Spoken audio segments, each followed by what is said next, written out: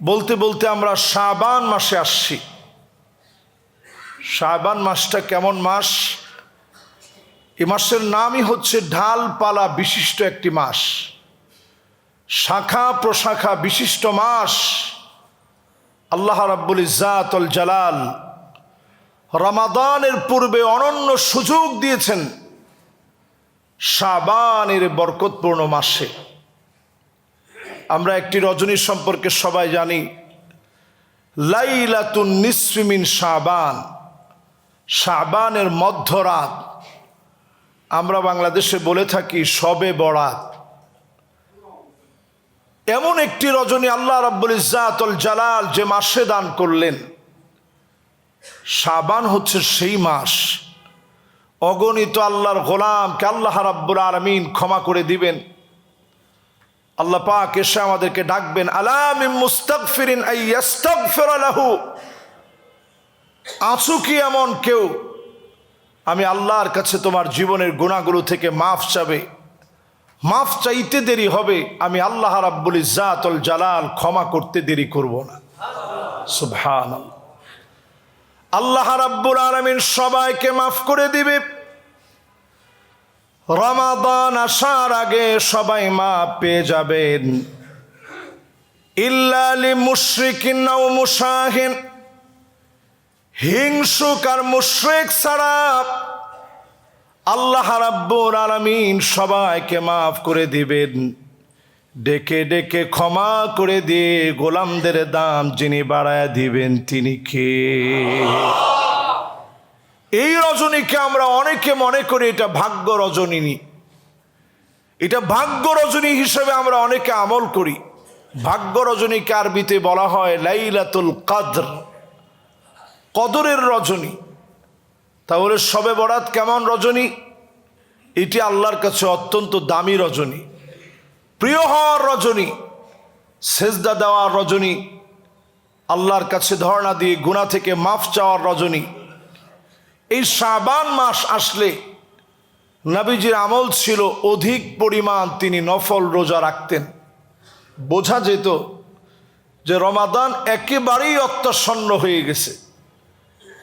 সাহাবায়ে কেরাম 6 মাস দোয়া করতেন, ইয়াদউন আল্লাহ সিত্তাতা শুনিন আইয়ুবাল্লিগহুম রমাদান। 6 মাস দোয়া করতেন, আল্লাহ রমজান পর্যন্ত আপনি পৌঁছায় দিন। 6 মাস ধরে সাহাবায়ে কেরাম দোয়া করতেন, রমজান পর্যন্ত পৌঁছায় দিন। 6টা মাস দোয়া করতেন, আইয়াতাকাব্বালাহু মিনহুম। যেই দোয়াগুলো রমজান জুড়ে করেছি, যেই আমলগুলো রমজান জুড়ে করেছি, মেহেরবানি করে কবুল করে নিন। 6 মাস দোয়া করতেন রমজান প্রাপ্তির জন্য। 6 মাস দোয়া করতেন রোজাগুলোর ভিতরে যে আমলগুলো করেছে কবুলিয়াতের জন্যে। পুরাটা বছর ধরে সাহাবায়ে কেরাম দোয়া করে কাটায় দিতে। শাবান মাসে এখন আমরা আছি। এই মুবারক সময়ে আপনি আমি যদি অন্তত 2-1টা নফল রোজা রাখি, মন থেকে যদি আল্লাহ রাব্বুল আলামিনের কাছে ক্ষমা চেয়ে নেই, শাবানের মধ্যরাত আসার আগে শাবানের বরকতে যিনি আমাকে আপনাকে ক্ষমা করে দিবেন তিনি কে? 5 শ্রেণীর মানুষ হাদিস থেকে পাওয়া যায়, এই শাবানের রাতেও মাপ পাবে না, মধ্যরাতেও মাফ হবে না, শবে বরাতেও 5 শ্রেণীর মানুষ মাপ পাবে না, কদরের রাতেও 5 শ্রেণীর মানুষের মাফ হয় না। এর মধ্যে 1 নম্বর মুশরিক, যে লোকটা শিরকের সঙ্গে লেগে আছে, আল্লাহ পাক তাকে মাফ করবে না। শুধু এতটুকুন নিজের দিলের ভিতরে বসায় নেন, দুনিয়ার কেউ কাউকে কিচ্ছু দিতে পারে না, একমাত্র শুধুমাত্র যিনি দিতে পারেন তিনি কে? এজন্য এখন থেকে আল্লাহর কাছে চাইতে শুরু করেন। শিরকের গুনাহ অজানা অনেক শিরিক আমরা করে ফেলেছি, জানি না করে ফেলেছি। আল্লাহর কাছে এই জন্য ক্ষমা চান। অজানা যত শিরক করে ফেলেছি আল্লাহ সেগুলো আপনি মাফ করে দেন। দুনিয়ার কোনো মাজার অথবা কোনো কবর কাউকে কিচ্ছু দিতে পারে না। জিন্দা অথবা মুর্দা কোনো পীর কাউকে কিচ্ছু দিতে পারে না। দিতে পারেন একমাত্র যিনি, তিনি কে? এটা বললে অনেকে মনে একটু কষ্ট পান, মনে মনে ভাবেন হুজুর আমার পীরের কি ক্ষমতা নাই? কারো কোনো ক্ষমতা নাই। আমার মতো একটা হুজুর দাঁত ব্যথা হয়েছে, আমি কিছু করতে পারছি? আপনি বুঝেন না? কারো কোনো ক্ষমতা নাই। ক্ষমতার একচ্ছত্র যিনি মালিক তিনি হচ্ছেন আল্লাহ সুবহানাহু ওয়া তাআলা। পীর সাহেবের ডাক্তার দেখানো লাগে না? লাগে। আপনি গিয়ে দেখেন স্কয়ারে সব ডক্টরদের সাথে ওনার অ্যাপয়েন্টমেন্ট নেওয়া আছে অগ্রিম। উনি মাঝে মাঝেই দেখান, সমস্ত লোকদের দেখানো লাগে, মালিকের কাছে ধর্ণা দেওয়া লাগে। ওয়া ইদা মারিতু ফাহুয়া ইয়াশফিন, নবীদের পর্যন্ত আল্লাহর কাছে ধর্ণা দেওয়া লাগে, আল্লাহ আমরা অসুস্থ হয়ে যাই, আপনি সুস্থ করেন। তো সুস্থ করে কে? নবীরা অসুস্থ হয়ে গেলে সুস্থ করেন কে? আমি আপনি অসুস্থ হয়ে গেলে সুস্থ তো আল্লাহ করেন। সে আল্লাহর কাছে চাইতে শুরু করেন, মনের গভীর থেকে মালিকের সঙ্গে সম্পর্ক করেন। ছোট থেকে বড় সব আল্লাহর কাছে শুধুমাত্র চাওয়া শুরু করেন। সাহাবায়ে কেরামের জুতার ফিতা ছিঁড়ে গেলে, উটের দড়ি হারায় গেলে, অন্য কারো কাছে কোনো কিছু না আছে মালিকের কাছে চাইতেন। যদি আজকেও চাইতে পারেন, যিনি অবশ্যই সাড়া দিবেন তিনি কে? এবার নবীজির ছোট্ট একটা দোয়া শোনাই। নবীজি কি দোয়াগুলো পড়তেন? আবু বকর রাদিয়াল্লাহু তাআলা আনহু কেমন দোয়া করতেন? কেউ যদি আবু বকর রাদিয়াল্লাহু তাআলা আনহুর সামনে প্রশংসা করতেন যে আপনি আমাদের এত শ্রেষ্ঠ সম্মানিত খলিফা, এত দাম আপনার, আবু বকর রাদিয়াল্লাহু তাআলা আনহু গোপনে গিয়ে কাঁদতেন আর বলতেন, আল্লাহুম্মা লা তুআখিযনি বিমা ইয়াকুলুন, ও মালিক আপনি আবু বকরকে ধরবেন না, মানুষ আমার ব্যাপারে যা বলেছে এ বিষয়গুলা নিয়ে আমাকে পাকড়াও করবেন না।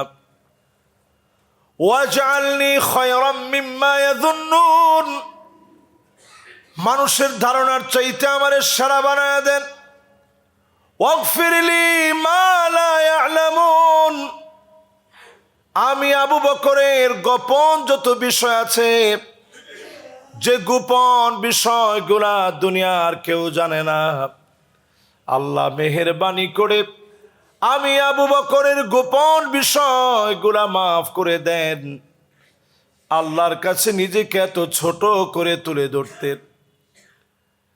নবীজি আমার শিখায় গেলেন দোয়া করব, আল্লাহুম্মা ইন্নী আবদুক, আয় আল্লাহ আমি তোমার গোলাম, ওয়াবনু আবিদিক, গোলামের ঘরের গোলাম, ওয়াবনু আমাতিক, আমার মা তোমার বান্দি, নাসিয়াতি বিয়াদিক, আমার চুলের গুচ্ছ আপনার হাতের মুঠোর ভিতরে, মাদিন ফিয়া হুকমুক, আদলুন ফিয়া কদাউক, সিদ্ধান্ত সব আপনারটা চূড়ান্ত হবে। এত কিছু নবীজি আল্লাহর কাছে বলে এরপরে দোয়া করতেন। সমস্ত নবীরা দোয়া করা মাত্র যিনি কবুল করে নিতেন তিনি কে? নবীজি দোয়ার ভিতরে চাইতেন আল্লাহ আমার উম্মত গুলারে ভালো রাখেন। বেশিরভাগ দোয়ার ভিতরে চাইতেন আল্লাহুম্মা উম্মতি, ও আল্লাহ আমার উম্মত। তেমন কোনো কিছু নবীজি আল্লাহর কাছে বলেন নাই যে আল্লাহ ভালো খাবার দেন, ভালো পোশাক দেন। নবীজি কখনো এরকম দোয়া করে নাই। যত দোয়া পাওয়া যায় এরকম দোয়া পাওয়া যায় না যে আল্লাহ একটু ভালো খাবার দিন, ভালো পোশাক দিন। এরকম দোয়া নবীজি করেন নাই। সব সময় দোয়া করতে গিয়ে উম্মতের জন্য দোয়া করছেন। নবীজি আমাদেরকে আশার আলো দেখিয়ে গিয়েছেন এবং নবীজি বলছেন ফাহিয়া না ইলাতুন ইনশাআল্লাহ। সেদিন আমার উম্মত ওই যে দুনিয়ার জীবনে আল্লাহর কাছে কিছুই চাই নাই, শুধু তায়েফের ময়দানে তিনবার নবীজি জ্ঞান হারায় ফেলছে। এরপরেও নবীজি বদদোয়া করেন নাই, বলেন নাই আল্লাহ তুমি কাফেরদেরকে শেষ করে দাও। নবীজি আল্লাহর কাছে হেদায়েত চাইলেন। তিনবার জ্ঞান হারায়ও নবীজি হেদায়েত চাইলেন যে আল্লাহ এই মানুষগুলো একদিন হেদায়েতের উপরে আসবে। নবীজি আমার হেদায়েত কামনা করলেন, সিজদায় পড়ে পড়ে শুধু হেদায়েত চাইলেন।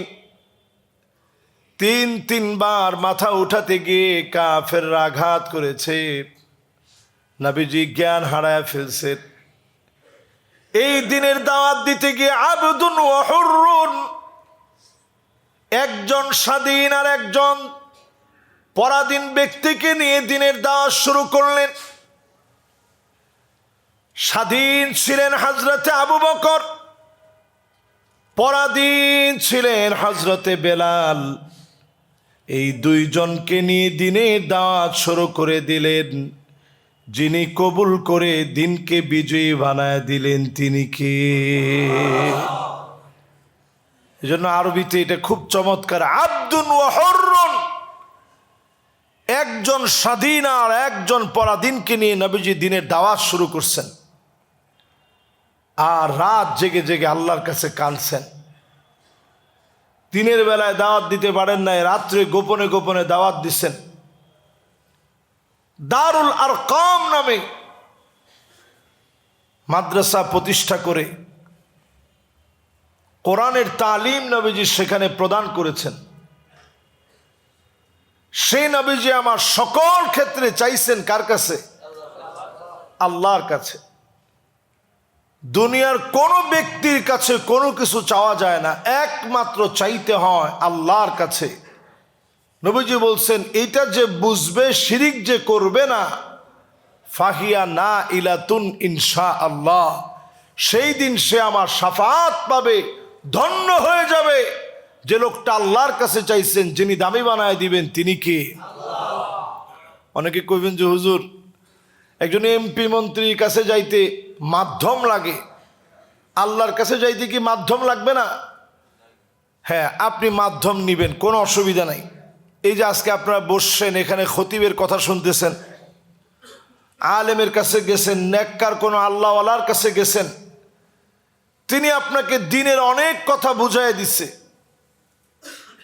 বুঝাই দিয়ে আপনারে বলছে চাইতে হবে কিন্তু আল্লাহর কাছে, উপরওয়ালার কাছে।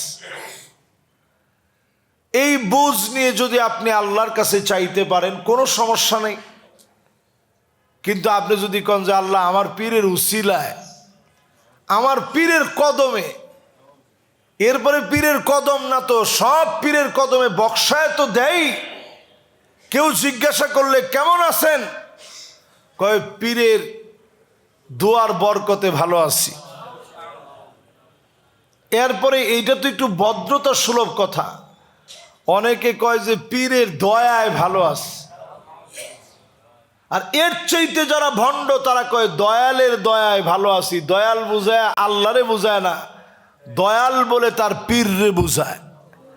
এর চাইতে যারা ভণ্ড তারা বলে যেইটা পীর ওইটাই আল্লাহ, যিনি আল্লাহ তিনি আমার পীর। এরকম ভণ্ড আছে না নাই? এরকম সব ভণ্ডামি সবে বরাতের আগে বাদ দিতে হবে, নাহলে লাভ নেই। এরকম হাজারটা সবে বরাত জীবনে আসবে, লাভ হবে না। 2 নম্বরে প্রিয় ভাইয়েরা আমার, মুসাহিন মানে হিংসা বাদ দেওয়া লাগবে। সর্বোপরি মনে রাখা লাগবে হিংসা করা যাবে না। তো হুজুর হিংসা ছাড়া কি মানুষ আছে? সবার মনের ভিতরে তো কম বেশি হিংসা আছে, সবার মনে। এটা মানবীয় একটা প্রবৃত্তি, এটা আমাদের ভিতরে সৃষ্ট একটা আমাদের স্বভাব, যে আমরা কিছু না কিছু হিংসা করি। আপন ভাইও যদি একটু ভালো চলে তো ভাইয়ের ভিতরে জ্বলা শুরু হয়, যে কিরে সে তো আমার চাইতে ভালো চলতেছে। এরকম হিংসা আমাদের সমাজে আছে না নাই? তো এই হিংসা থেকে বাঁচার উপায় কি? আপনি দোয়া করবেন, আল্লাহ আমার ভাইরা আপনি দিছেন, আরো দেন, লগে আপনারা দেন। এটা আর কইতে হইব না, লগে আপনারা দেন। এটা ফেরেশতারা বলবে আপনার পক্ষ থেকে, যে আল্লাহ যেই লোকটার মন এত ভালো, তোমার কাছে চাচ্ছে তার ভাইয়ের জন্য, আল্লাহ তুমি সাথে তারেও দিয়ে দিও। জোরে কোন সুবহানাল্লাহ। এই জন্য যার জন্য বেশি হিংসা হবে, যার সাফল্য আপনাকে হিংসাত্মক বানায় দিবে, তার জন্য গোপনে গোপনে দোয়া করবেন। তাহলে হিংসার গুনাহ থেকে আপনি বাঁচবেন, এবং ফলশ্রুতিতে আল্লাহ রাব্বুল ইজ্জাতুল জালাল গুনাহ মাফ করে দি, হিংসা থেকে বাঁচায় দি। এই লাইলাতুন নিসফি মিন শাবান, শাবানের মধ্যরাতে যিনি আমাদেরকে কবুল করে নেবেন তিনি কে? তিন নম্বরে প্রিয় ভাইয়েরা আমার, আকুন লিওয়ালিদাই,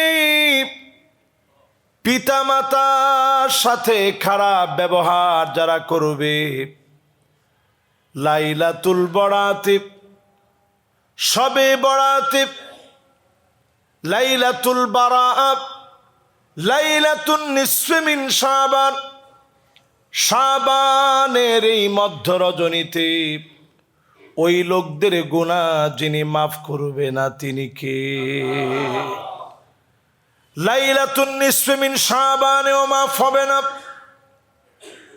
যদি আপনাকে আল্লাহ রাব্বুল আলামিন পিতা মাতার সুন্দর আচরণ, এই আচরণ যদি না করার কারণে ধরে ফেলেন, অভদ্র আচরণের কারণে যদি ধরে ফেলেন, মালিক মাফ করবে না।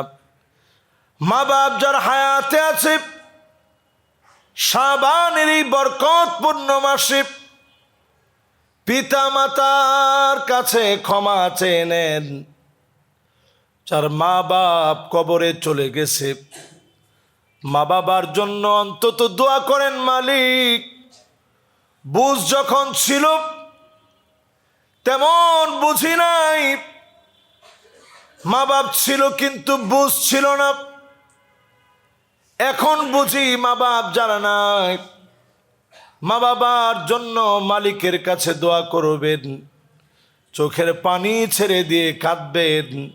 আপনাকে অবশ্যই যিনি মাফ করে দিবেন তিনি কে?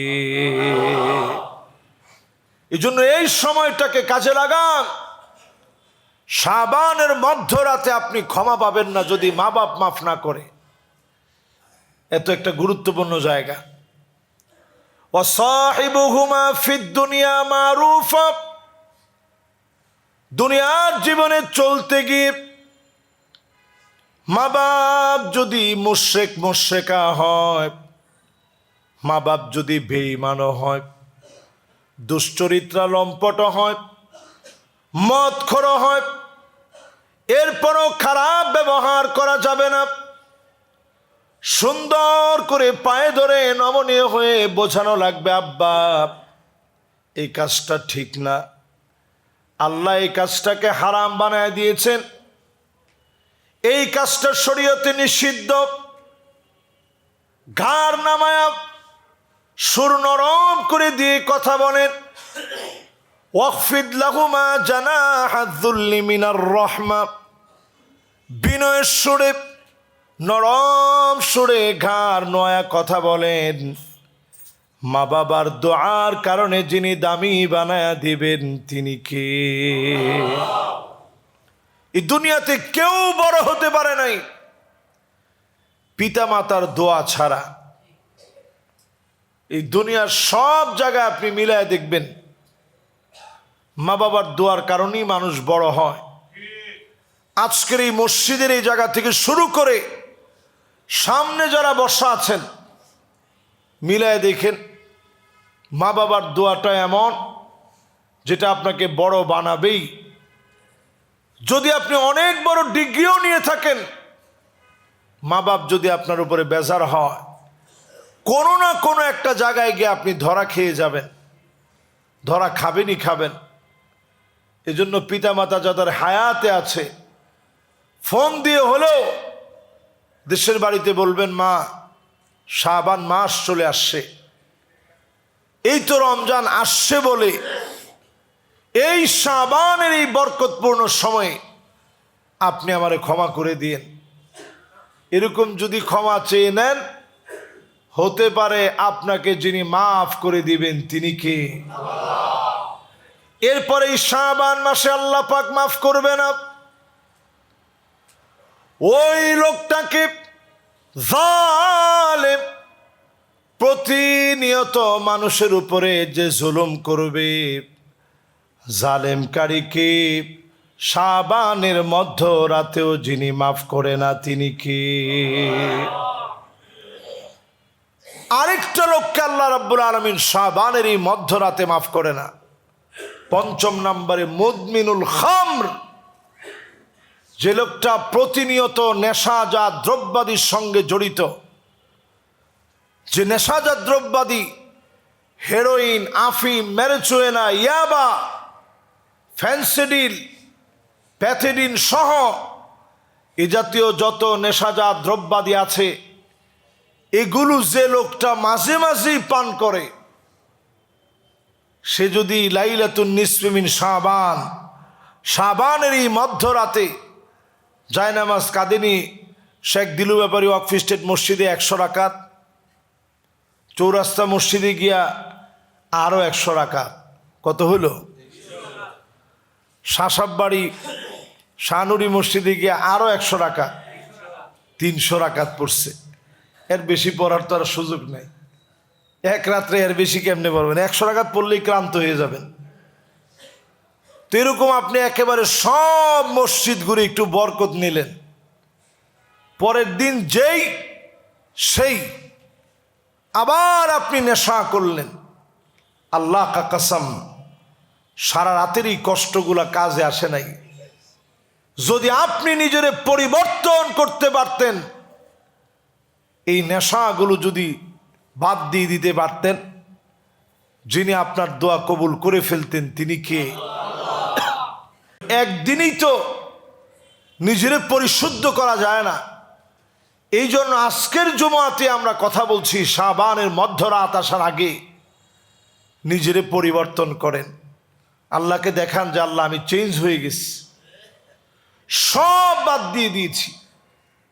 আল্লাহ আমার যত বাজে অভ্যাস ছিল সব ছেড়ে দিয়েছি আপনার দিকে তাকায়। নিজেরই যদি এইভাবে সঁপে দিতে পারেন, শাবানের মধ্যরাত আসার আগেই আল্লাহ আপনারে আদর করে মহব্বত করে ডেকে নেবে। মহব্বতের গোলামদের তালিকায় আপনার নাম উঠে যাবে। আমরা মনে করি শুধু শাবানের মধ্যরাতে আল্লাহ প্রথম আকাশ, আল্লাহ রাব্বুল ইজ্জাতুল জালাল আপনার নিকটবর্তী আকাশ একেবারে কাছে এসে আপনি ডাকতে থাকেন, গোলাম কি লাগবে আমার কাছে বল। এটা শুধুমাত্র এক রজনীতে নয়, বরং আজকের রজনীতেও মালিক আপনার ডাকবে, গোলাম কি লাগবে? গুনাহ থাকলে আমার কাছে মাফ চাও। ইন্নাল্লাহা ইয়াবসুতু ইয়াদাহু বিল্লাইল লিয়াতুবা মুসিউন নাহার। দিনের বেলায় অজস্র গুনাহ করে ফেলেছিলি, এখন রাত হয়ে গেছে, আমি আল্লাহর কাছে মাফ চেয়ে নে। চাওয়া মাত্র যিনি মাফ করে দিবেন তিনি কে? চাইতে দেরি মালিক, মাফ করতে দেরি করে না। আবার দিনের বেলা আল্লাহ দরবারটা খুলে দিয়ে বলেন, ইন্নাল্লাহা ইয়াবসুতু ইয়াদাহু বিন-নাহার লিয়াতুবা মুসিউল লাইল। এখন দিনের বেলা হয়ে গেছে, রাত্রিবেলায় গোপনে গোপনে গুনাহ করে ফেলেছিলি, অন্যায় করে ফেলেছিলি। গোলাম রে, এখন তো দিন হয়ে গেছে, আমি আল্লাহর কাছে রাতের গুনার জন্য মাফ চেয়ে নে। চাওয়া মাত্র যিনি মাফ করে দিবেন তিনি কে? মনের ভিতরে একটু অনুধাবন করেন, কিরকম একজন মালিক আপনার আছে, দিন রাতে মালিক মাফ করে। এই যে আপনারা এখানে বসে বসে কথাগুলো শুনতেছেন, অনেকে নিয়ত করে ফেলছেন মনে মনে, লাইলাতুন নিসফি মিন শাবান, শাবানের মধ্যরাত আসার আগে আমি নিজেকে চেঞ্জ করব। এই নিয়তটা যারা করছেন, আল্লাহ ফেরেশতাদেরকে অলরেডি বলছে উক্তুব, ফেরেশতারা লিখে ফেলো। তো ফেরেশতারা বলবে যে আল্লাহ কি লিখব? আল্লাহ বলবেন লিখে ফেলো কাতাবাল্লাহু লাহু হাসানাতান কামিলা। নিজেরে পুরোপুরি চেঞ্জ করলে যেমন সব হতো, সম পরিমাণ সব বান্দার আমল নামায় দিয়ে দাও। আর যদি আপনি খারাপ একটা জায়গায় যান, আল্লাহ পাক বলবে বান্দা এখনো লিখো না, আমার বান্দা আসছে ঠিক, চলে যাবে এখনই। এরপরে যদি চলে নাও যান, আল্লাহ পাক বলবে ঠিকই সকালবেলায় আমার গোলাম আমার কাছে মাফ চাবে, তার বুঝ চলে আসবে, সে অন্যায় করে ফেলছে না বুঝে, তার বুঝটা ঠিকই চলে আসবে। ফেরেশতারা এখনো লিখো না, কলম চালাও না। আল্লাহ পাক বড় আশা করেন গোলামেরা তাওবা করবে। তাওবা করতে দেরি, যিনি আদর করতে দেরি করে না তিনি কে? দুনিয়ার জীবনে মা বাপের হাতে আমরা সবাই কম বেশি মার খাইছি না ভাই? দেখবেন একটা দুইটা তিনটা চারটা মার দেওয়ার পর আপনি তো ব্যথা পাইছেন, আপনি ঘুমায় গেছেন এটা মনে করে। প্রায় জনের সঙ্গে এটা হওয়ার কথা, বাপ এসে পিঠটা দেখছে যে হারে আমার ছেলেটারে কেন মারলাম। হয়েছে না এরকম? হয়েছে। কতদিন হয়েছে জীবনে বাপ মারছে, পরে আইসা দেখছে যে হারে ছেলেটারে কেন মারলাম। এই তো বাপের সঙ্গে আপনার সম্পর্ক। ইন্নাল্লাহা জাআলার রাহমাতা মিআতা জাযা, ভালোবাসা দয়া মায়াকে আল্লাহ পাক 100 ভাগে ভাগ করলেন।